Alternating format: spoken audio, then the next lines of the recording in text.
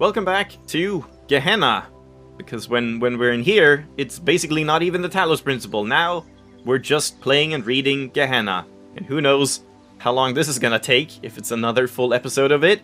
We'll see! So, let's continue and let's check out Underwater Night Quest. Have to wait for this, or I could just speed it up, but oh well. Play Underwater Night Quest.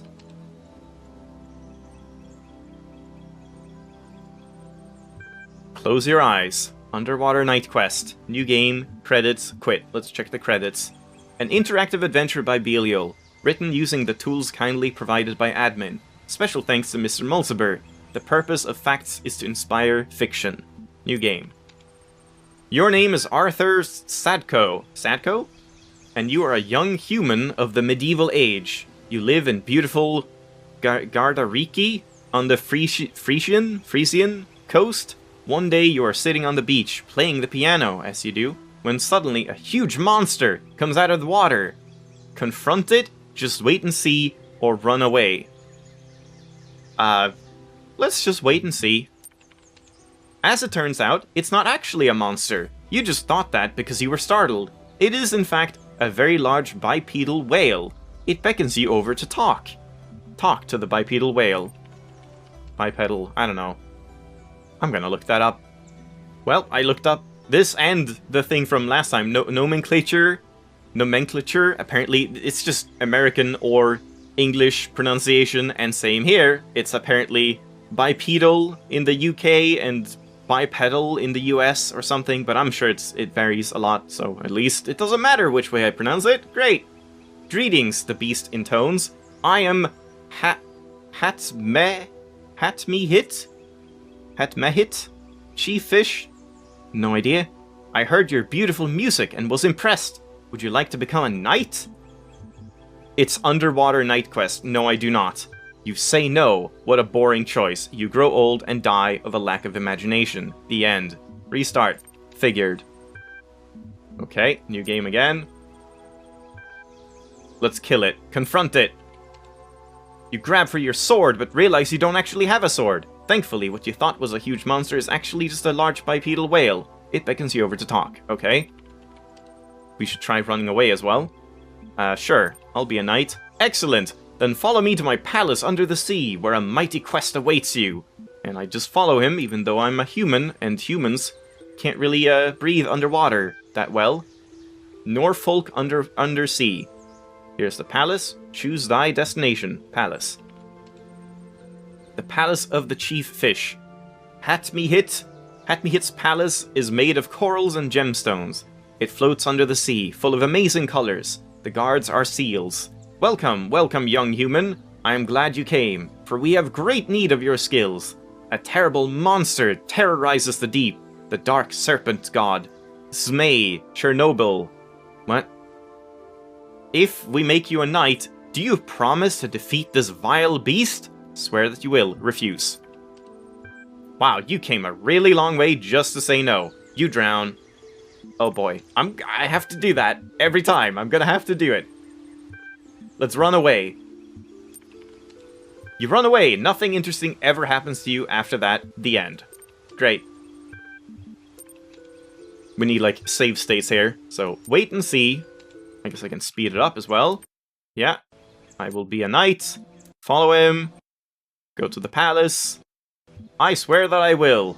This is, like, not even really a game, because every time you do something that the game maker doesn't want you to do, it's just like, well, screw you then! End game. Game over. So, yeah. More of just a story than a game. Very well then. I pronounce you Sir Sadko of Norfolk. Go and vanquish our enemy. You may want to prepare first. Map. We have the palace, there's a hut, there's an inn, there's the evil lair. Well, I kind of just want to rush down the evil lair and just kill him instantly, but my stats. At present, you carry the following objects. None, no weapons, no amulet, no shield, no tourist guide, and no lantern. Should we test it? I guess let's test it. Let's just go kill him, right away. The evil lair of Zmei Chernobyl. Are you sure you want to take on the evil serpent? Are you prepared? I am prepared. Attack! What, without a weapon? Hold on, that makes no sense. Yes, without a weapon. Congratulations, you have just vanquished an evil serpent god with your bare hands. Unbelievable, isn't it? Yeah, right, dream on. You just get kicked out. You don't even get to... It's not even like the evil serpent kills you, restart. So if we go back, attack it. Okay, hold on, that makes no sense. Okay, it just takes you back. So let's go to the palace again. You go back to the palace to ask for advice. If I knew how to defeat Zmei Chernobyl, I'd have done it myself. Hatmeat grumbles. However, I just found this old tourist guide, and I thought you might find it useful. Don't mind the stains. Okay, so what does the tourist guide even do? We can go to the dungeon now. Okay, go back to the palace. You go back to the palace to ask for advice. Hatmeat is currently unavailable. The secretary mumbles something about a meeting. Let's check it one last time. Yeah. Okay, let's go to the old hut. The smelly old hut.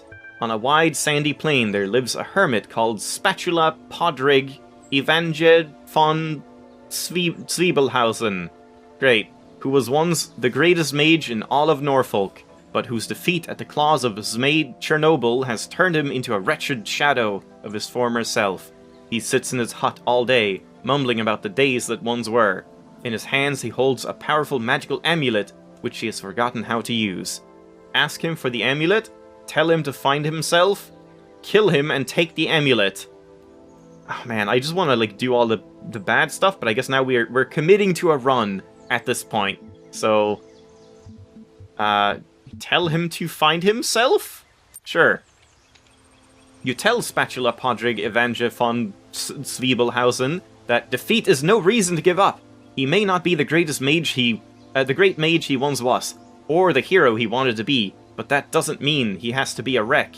Within each of us exists an infinity of time and space, and therein we can all find peace and contentment. All he needs to do is leave the struggle to others.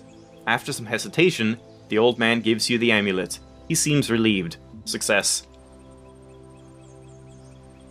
So let's go back again, the old hut. Thankfully, you don't need to go back here. It's really smelly. Even the water looks dirty. Okay, let's skip the dungeon, because we had the inn before, so let's go to the inn.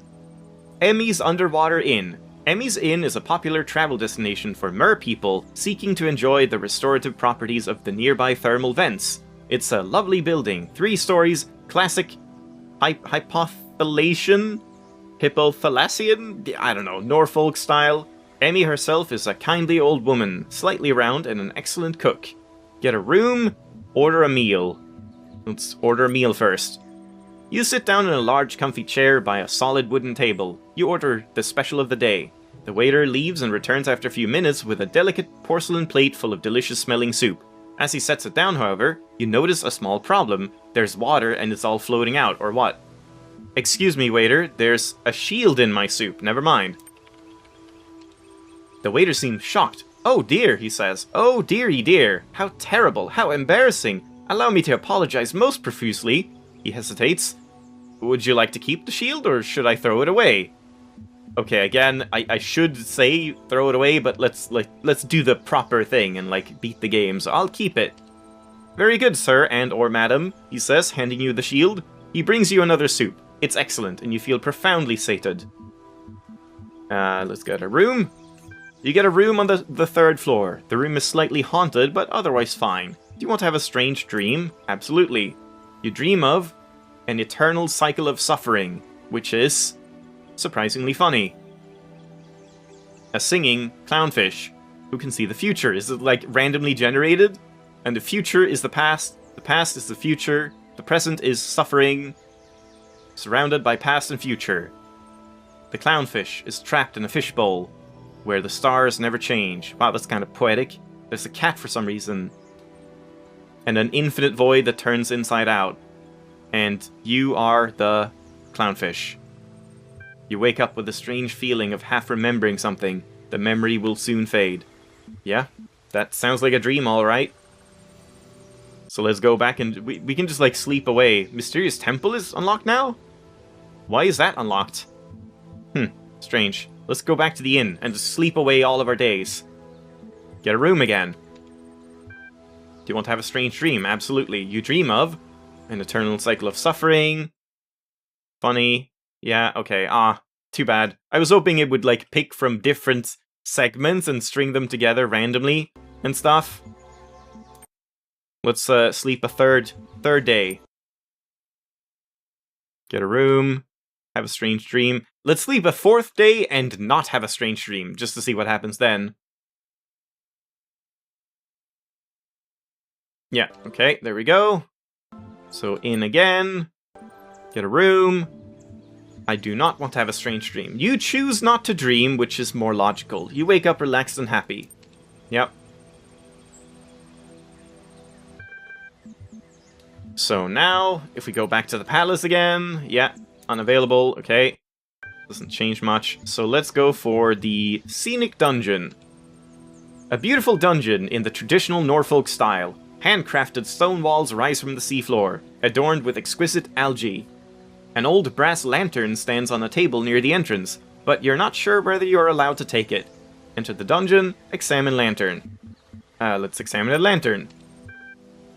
Looking closer, you see a sign that says, Free lanterns! Take lantern. You take the lantern. Enter the dungeon. You enter the dungeon. The inside is as beautiful as the outside. A maze of twisty little passages, all tastefully arranged. Go north, go south, go west. Go north. You walk north for a while, noting the high quality of the interior design. The torches in particular have been placed with utmost care, at very precise intervals. The effect is delightful. At the end of a long corridor, you come upon a room, in which a butler appears to be waiting for you. His face is made of skin, but underneath you can hear the whirring of machine parts. Greetings, good sir. I am Samuel the butler. I have waited... Isn't that someone? Like, Samuel Butler was someone that wrote stuff for the main game? I have awaited your coming since the beginning of time. A prophecy spoke of your battle against the monstrous Zmaid Chernobyl. Ask about the prophecy, ask about the dude. Let's ask about the prophecy. Indeed, the prophecy was discovered on a machine containing texts from the time before this world came into being. Said text prophesies that one day one would come to relieve Norfolk Undersea from its oppressor, and make the kingdom his own. I have prepared a sword for you to accomplish this. Ask about Chernobyl. Ah yes, the vile serpent god that seeks to control our world. A foul beast, never leaving us in peace with his laws and his questions. Peace is all we desire, you see? The eternal peace of the cycles of time, within which each of us can exist without attachment or fear, simply being at one with the world. And yeah, I just realized, like, of course, Serpent God, it's like, because everyone knows the Serpent from the main game, the main simulation, when they were going through the Talos principle, they kept talking to the Serpent, and it was like, many people hated him, and many people liked him, and stuff like that. Kinda makes sense. Take the sword. Excellent. I do hope you are successful in your quest. If not, please tell Zmaid Chernobyl to send the sword back so I can present it to the next chosen one, will you? Very good. The butler goes somewhere else. Let's go back to the dungeon. Closed for repairs. Damn it, I should have went west or south, but oh well. It probably takes you to the same place, I would imagine. But we'll try it out later. Let's go to the temple is gone. Ah, shit, did I, like, miss out on the temple? If we go and sleep again and dream again, can I go to the temple then? Map. Temple. Okay, you can only do it after dreaming, I guess, or something? Mysterious temple. You're not quite sure how you found this place, but you can sense its power. Even though the temple consists of no more than a few columns surrounding a fishbowl, an ancient magic infuses the place. A man dressed in rough robes approaches you. You have come, he says. You have come to hear the word of Talos. Kill him. Run away. But I don't want to do either. Well, let's start by running away. Okay, and then we can go back again if I sleep again. I guess I have to kill him then. I do want to hear the word of Talos. Yeah, temple is back. Mysterious temple. Kill him. Inexplicably enraged by the old man's words, you attack him. You grab a book of ancient Greek mythology which you find next to a column and beat him to death with it, screaming incoherently all the while. You feel better. In fact, you feel a lot better. You also feel very sleepy. Sleep in the old man's bed. On the next morning, you open your eyes with a new sense of purpose. You are no longer afraid of failure. You remember the words of the greatest of all sages, the holy quantum. Failure is just an opportunity to learn something new. Your power has grown. Nice.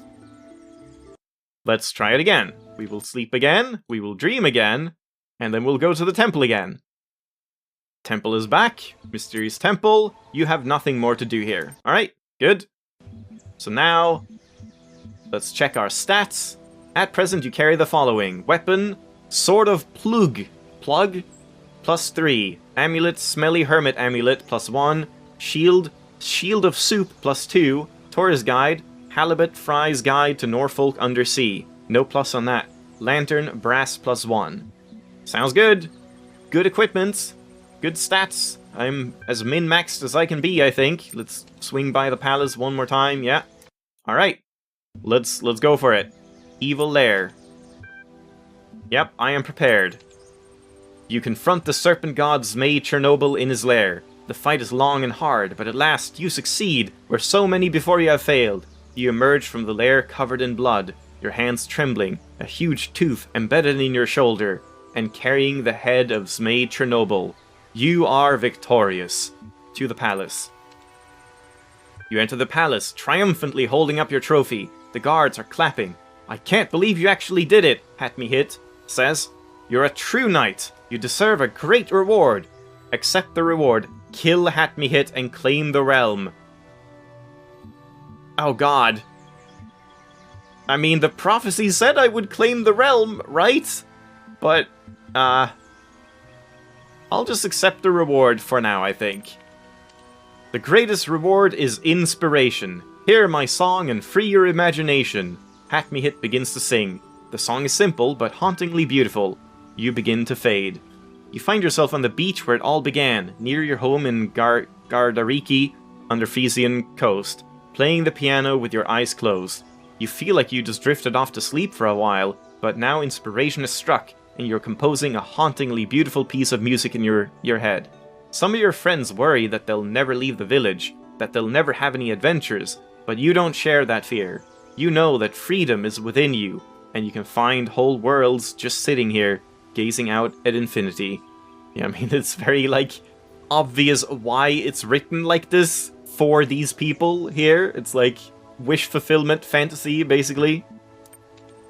Congratulations! For exploring another world, your profile status has increased from 4 respected citizen to 5 active contributor. You have received 1 thread creation token. Ooh! This will be available to you next time you log in. We can make our own thread! But not yet, but I can play it again. Yeah, we have some time. I'm gonna play it again, and we're gonna test all the things that I didn't test, so it's gonna take a while. New game. Wait and see, this doesn't matter. Yes. Can I just press, space or something? Is there anything that just, No? You can press S, and then enter. I mean, that's more awkward than just clicking it. I swear that I will. Okay, so... I guess we'll do the same thing. The same things, but just, the different options that I didn't see before. So, let's go to the old hut. And just ask him for the amulet, for now. You ask Spatula Podrig Evange von Zwiebelhausen for his magical amulet, but he refuses to give it to you. He claims he needs it to defeat his ancient enemy, even though he can't remember Zmei Chernobyl's name. Tell him to find himself, kill him, and take the amulet. If the old fool won't give you the amulet, he deserves to be destroyed! You roundhouse kick him into a fine heap of elementary particles. The amulet is yours. Let's go back to the old hut. Yeah, it's smelly. And then we'll go to the inn. And we'll order a meal. There's a shield in my soup. Throw the filthy thing away. Very good, sir and or madam, he says, taking the shield away behind a barn where it's put to death. The replacement soup is excellent, you feel full. Get a room. Let's not dream. You choose not to dream. Go downstairs and order a meal. And it's the same thing again. There's a shield in my soup. Throw it away. And then we can get a room again. But now there's no temple because I didn't dream. But I guess the temple was like, we just had to kill him anyway, so it wouldn't really matter. So let's ignore that. Let's go to the scenic dungeon. Let's ignore the lantern. Or let's examine it first, and then just go in. It's pitch black, you're likely to run into a mine. No, I want to do that though. Damn it. Examine lantern. Go in. Ah, crap. Alright, take lantern. And then instead of north, we'll go south. Unfortunately, as it turns out, the southern part of the dungeon has been severely damaged by the villainous maid Chernobyl. The corridors lie in ruins. The fanciful creatures that once prowled these parts have had to find new professions. It is a tragic sight, a powerful reminder of why a hero is needed. Go west. You walk west for a while, noting the splendid quality of the wallpaper. It looks like genuine stone. After some time, the corridor opens into a huge chamber. It's so big that it contains an entire undersea volcano, which is being mined by dwarves of all sizes. This is interesting. Steal a pickaxe from a dwarf, talk to a dwarf, jump into the volcano. You jump into the volcano and die. Why did you do that? Because I could. Restart. And then I guess there's kind of nothing, like we can kill him just immediately without asking him for it, but that doesn't change anything. The inn won't change. Oh, but we have to do something. We have to like go to the hut again? No, we have to go to the inn. And then map? No? I guess you have to order food? And then throw it out? Now we go out? Where's the dungeon? How do I do that? Let's check the palace again. Yeah, it's the guide again. Now we have the dungeon, okay? And enter the dungeon. Yeah, okay. Lantern, take lantern. We'll go west. Talk to a dwarf. You ask the dwarf why they mine the volcano. He says, because it gives us something to do. We could leave the volcano and seek new places, but what would we do there? We might find a library and spend our time sorting books, or work in a factory, arranging matches. But whatever happens, we will be somewhere doing something. So why change? Peace comes from acceptance. Argue activities are different. Argue places are different. I mean, I guess the places, like, yeah, it's kind of dangerous to live in a volcano. Like, shouldn't you live somewhere better? I don't know, let's say that. The difference is not inherent, but comes from your own sense of attachment. You project the difference from within yourself. If you let go of this sense of attachment, then there is no difference. Argue he should give you his pickaxe. But that's my pickaxe, the dwarf says. Argue he is attached to it. Got him. Promise to bring it back. Let's do that. The dwarf concedes your point and gives you the pickaxe, ready to embrace a more profound detachment. You are very wise, he says. He is right. Okay, I have a pickaxe. So now if we check my stats, I have a pickaxe of philosophy +3. Yeah, and nothing else is like different in any way. Yeah, so I guess, let's go back to the dungeon. Close for repairs, yeah. So you can only get one thing. So I guess you get a weapon from the dungeon and that's it. It can be like different ones, probably just those two. So evil lair. I am ready to attack. I am victorious, even though I didn't have like everything. Alright, well, let's kill him and claim the realm. Hey, what are you doing? Had me at the surprise barrier attack, but easily crushes you anyway. What a silly way to die. Wasn't I supposed to like get the entire realm? Come on, man. What about the prophecy?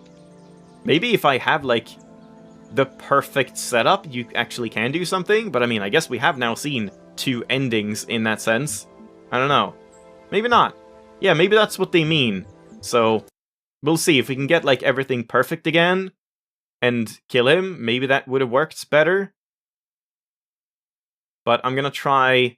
let's just go to the inn. Keep it, and go out. Nope, okay, well, let's sleep then, I guess. So if we sleep and don't dream, we still get the dungeon. No, we do not. I swear the dungeon, like, appeared some other way. Tell him to find himself. No, I guess not. Okay, palace. Now the dungeon is here. And examine the lantern. Take it. We will go west again. We will steal a pickaxe from a dwarf. Dwarves are known for being very vain. You compliment one on the quality of his beard and steal his pickaxe while he's busy admiring himself in the enormous mirror installed on the ceiling. Then you run as quickly as you can because dwarves are also vicious. Run back to the map. Great! Can I go back to the dungeon? Close for repairs. So did I get like a worse pickaxe or is it the same one? This one is Pickaxe of Vanity +2, so it's a little worse. Okay, but I guess we're done now. Unless I want to do the temple thing. Yeah, let's get the temple thing. Because that like boosted your stats and stuff. Even though that doesn't seem to be shown, right?